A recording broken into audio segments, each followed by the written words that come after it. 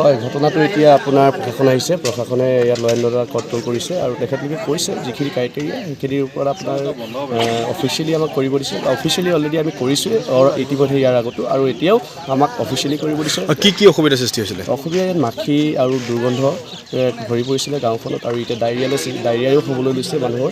লগতে স্কুলখনৰ ছাত্ৰ ছাত্ৰী আহিবলৈ বন্ধ কৰি দিছে, ভাত সাঁজো খাব নোৱাৰে।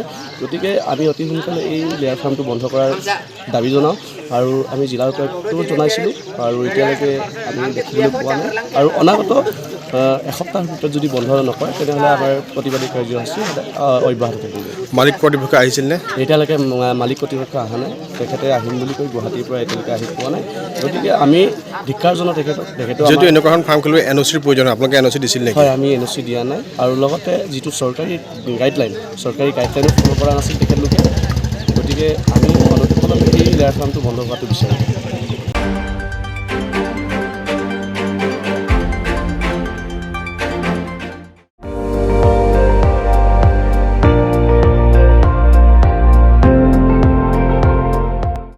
আপুনি চাই আছে ND24, সৰ্বশ্ৰেষ্ঠ নহয় সৰ্বোত্তমৰ দৌৰত।